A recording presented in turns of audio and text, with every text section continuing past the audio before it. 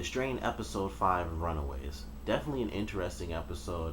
I really enjoyed the end of it where we finally got to see the Strain actually get exposed to a ton of people at once with Nora and her mom when they were at the clinic. And a lot of people were around to see that. The ending of the episode kind of sucked, and not because I thought it was bad. It just sucked to see F have to go through that because he went through all this crap. He finally dealt with the monster, so now he's a believer. He realizes that things are really crazy. This strain isn't just like, oh, people are gonna get sick and die. People are gonna turn into crazy monsters that are very similar to vampires, but not vampires. And that's just gonna spread throughout the city. And these monsters are really powerful, and they can spread this virus very fast. Even if you kill one, don't touch. You can't touch the blood because one little worm can infect you that way too. And he goes through, he gets all this evidence, and in the end of the episode, the only thing that we really find out is that they have footage of him carrying the dead captain's body from the previous episode, and I guess they think he killed that guy. I'm guessing they don't have any real reason to know or any real guess as to why he would have killed the captain, but I guess they think he killed the captain because he was dragging the body. They think he murdered that guy, and now that's all there is to it. He's on the run. The footage he showed doesn't mean anything, even though the guy clearly saw it. It's like it's not hard to see that there's a tongue shooting out of this guy's face, and like when he shoots him with silver, you don't smoke isn't just gonna come out of you. It's like, I guess sort of white blood or whatever. But the footage didn't do anything to help him. He still has the footage. He kept his phone, but now he's on the run because they think he murdered the captain. And the footage he has, he'll have to find some other way to spread it to the world. But it was definitely a good episode. They showed quite a few people actually being killed off in this one, or at least being turned. We got to see the rock star in this episode. He killed two people. He killed the urologist, and then he killed the woman, or he killed the guy who's supposed to cover up the urologist's dead body. So both of them turned. We got to see. Actually, that was one of my favorite parts too. Was that when even though the rock star was infected, when he ran up to the guy was able to just like flip him over the bed and stuff, and he actually shot him. And he thought he got him. Of course, I knew he wasn't dead because they would just be like, "Oh, he killed that guy," but he shot him and he was distracted because instead of blood, it was like this white ooze coming out of him. And then, boom, he just gets hit right in the neck. And so he's dead. And now he's going to turn just like the urologist is. So both of them are going to be infected as well. The manager, I don't know if we're going to see her again. She took off. I mean, she didn't know what the heck to do. So she took off, broke her ankle running around. So if she gets found out by the rockstar, if he actually does leave the townhouse, then if he finds her, she's done for because she's got like a broken ankle now. So she'll probably be in there in a future episode, but I feel like she won't exactly make it. It would be cool if she did, if she had like a connection to him, because no one really does, because he's the rock star, he's famous, but she's really the only character that we've seen who actually knows the rock star and who he is personally. So there'll be the little connection we'd have to him is if she actually gets to survive. But for now, she's taken off. I'm sure she'll get word that the cleanup guy actually got killed too, or he hasn't really reported in that the job was done. So I'm sure she's gonna worry about that too. But definitely a good episode. We got to see with Huff getting the evidence. He went to like the nerdy guy's house. His wife killed herself, which I really wasn't expecting. I thought based on the preview for this episode, I thought maybe she stayed at the house and she told them what happened to her husband, and that's when they went back there and dealt with the problem. Although she would have been killed off anyway because the old guy, because she was pretty much infected, so he would have killed her too. But I was surprised she killed herself. I honestly thought, like honestly, the thing that was in my head was that she killed herself, which you think she would just kind of leave the house and kind of be with her kids because her kids need parents, but she killed herself.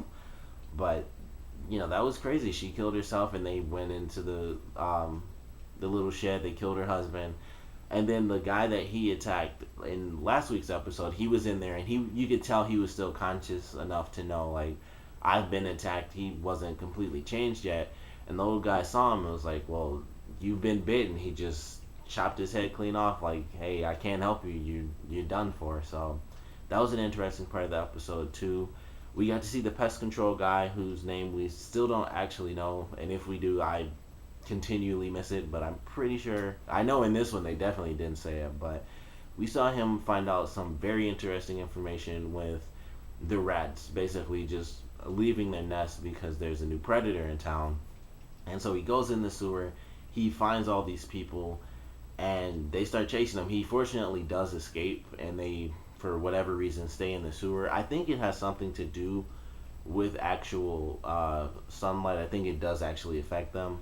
And the reason I think that now is because when this show was supposed to premiere, or when they had like their premiere trailer and stuff like that, it was initially promoted where it was just like you see New York City and you see the sun and then there's an eclipse coming in, and that hasn't happened yet. And they do mention that in this episode. You could hear it in the background. It was really early on, and it was Nora. She was walking down the street and she stopped by some TVs, and they were talking about the solar eclipse. They were like, you don't look up at it or it'll cause blindness and stuff. So don't look directly at it, things like that.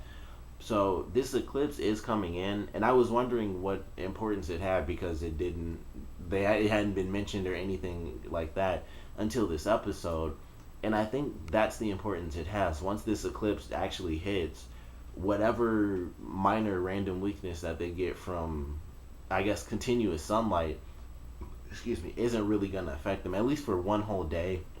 They'll be able to just run free because it'll be a solar eclipse. There'll be a bit of light for them to see by, but they won't be affected by just direct sunlight and being hit with these rays, and they won't experience whatever weakness they typically would. So they're gonna, once this eclipse hits, I don't know when that's gonna happen. I'm really hoping it is very soon because I want to see things really get crazy. But whenever this eclipse hits, I think that's when they're all gonna come out of the sewer, and that's why they haven't already. Because, like I said, for whatever reason that we haven't really gotten the answer to yet, them being exposed to direct sunlight is dangerous to them. And we also learn little stuff about them, like if you have a silver mirror, the image actually vibrates. The reflection actually vibrates. So I thought that was an interesting little bit of lore that they put in this episode. But overall, I definitely enjoyed it. The older guy, he's gone off to basically find the other passengers and or at least the other survivors, because he knows that the passengers are the ones who died are actually underground.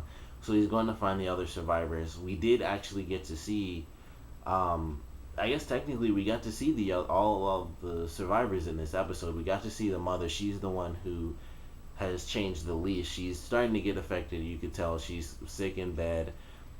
She kind of sniffed her kids at the end of this episode, and I think the only reason she's really able to contain it is because she can kind of see how her maid's looking at her, and it's like her maid clearly knows something's very wrong. And so when she, like in the scene when she was like rubbing her daughter's neck, and her daughter was just laughing it off because she's like tickling her or whatever, and she's just looking at her like she has that look in her eyes, and then she kind of looks up at her maid who has like this weird look in her eye like something's wrong. I think that's the only reason she hasn't kind of just lost it, because she can still see how she looks from the outside by looking at her maid.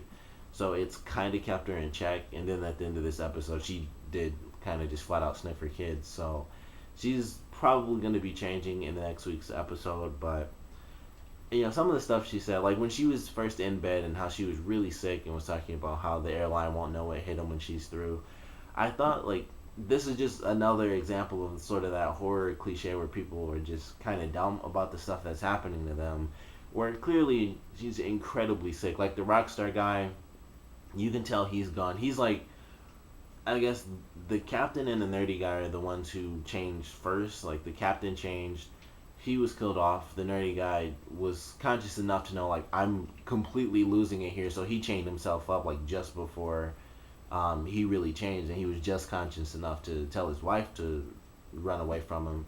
But he was completely changed in this episode before he was killed. The rock star is like just under that, where like I'm guessing he has the wig, which is why he isn't bald. He's just wearing the super long wig. But he's not just going crazy like attacking people at first sight. He has those moments. They give him sort of the creepier moments where he just stands and he looks at people, and then he kind of loses it after a couple seconds. But it's not just like he sees them and then he lunges at them. And then we have the mother in this episode where she's still in the really sick stages like the nerdy guy was before, where they're just ignoring all these incredibly obvious signs. And there was a scene where she mentioned like something was in her eye, and I couldn't actually see that scene because I had to watch it online, and for whatever reason, it just skipped over some stuff, and so like the audio was off, so I missed like that actual scene. I didn't get to see what it looked like, but based on the audio, who she was actually talking to clearly saw what was happening, and I'm guessing it was the maid, and so she saw what was happening, and that's why she was 100% sure that it really just solidified the fact that she was right. Something's going on with her. And so when she saw the worm in her eye, she was trying to get the kids out of there. But she's still in the stage where she's just herself, but she's getting infected more and more. So her transition is really slow. I don't know if they're going to explain why certain characters are affected more. They kind of did, I guess, early on, where F asked the guy, like, how come so many people died, but like 4 passengers lived? And he mentioned how the flu, some people just get the sniffles, some people can actually die from it. So that could be the actual reason right there, is that some people, out of the 4 survivors, they were affected the least, which is why they actually lived compared to everyone who died. But even in with those 4 separate people, they're affected in different ways as well. So some people will change, like the captain and the nerdier guy, and other people like the rock star and the lawyer it'll take a little bit longer for them. But it was definitely a good episode. I'm really excited for next week. I don't know what they're going to be doing, or how much longer we have to wait before things really get crazy. I didn't get to see the preview, but I do hope that this eclipse is coming very soon, because I feel like that's just going to be the big moment we're going to get to see. But I really enjoyed this episode. We got cool backstory for the older guy, with him being in Nazi-occupied Poland and having to deal with that, and then not only dealing with Nazis and then coming across an actual monster. And it was kind of messed up. His friend was, I think, the second or third person to actually die in the cabins, and I have to assume there's no real reason for that. It was just, I'm just gonna pick a random person to infect and kill off, or maybe they're being watched, and the creature kind of knew based on the guy who's still alive and looks the same, the creature who was one of the leaders during the occupation. Maybe he could tell certain people would be infected in certain ways, so they would do varying stages where this person would come back really quick, or this person would take a little bit longer to come back. So if the first person got killed off, once they died off, then this second person would finally wake up, or something like that. I don't know, but it was cool to get that little bit of backstory. We also got to see the older guy, where they really didn't give much to his character. It was like he went through the surgery, he survived. They don't really know whether or not he'll be able to make it, because as the doctor said, it's too early to talk about whether or not his body would reject the organ. But that's the last surgery he could possibly handle, because he would pretty much die. His body couldn't handle it anymore. And they had the one part just before the doctor came in where he was speaking out loud and said, "Please stay with me." So I'm sure that's going to have some significance in a future episode, but we didn't really get much out of him. I feel like we haven't lately. Like, once he saw the monster, I feel like his part of the story kind of just is like he's going through surgery. I feel like that's really all we've gotten out of him, because the guy won't talk to him anymore. He hasn't been able to get in touch with him, and he's just getting sicker and going through surgery. So wasn't much as far as what his character was doing story-wise, but he's still in there, so he's obviously still very important. But it was a good episode for sure. I'm excited for next week. I don't know, like I said, how much longer we're going to have to wait for the eclipse and for things to really get crazy. But this was definitely a great first step, because people actually saw someone, or saw one of these monsters killing people, and there were tons of people in that clinic. Everyone was just running. A woman was on the phone calling the police. So it's out there now, or at least it will be a little bit. It'll probably get covered up. They still reference the fact that phones and the internet and stuff is, going a little haywire. So it'll be cool to see how that actually affects news getting out to the rest of the world. But it was a great episode. Of course, comment below. Let me know what you guys thought of this episode, your favorite parts, your least favorite parts. And with things getting as crazy as they are, with them finally having someone, I guess, infect a human being in front of the population, where do you guys think the show's going to go now? Because they've had their first exposed attack. Do you think that's a part of the plan, or do you think it was just a random event where someone just was infected and they just kind of lost it at random. Comment below, let me know, and thanks for watching.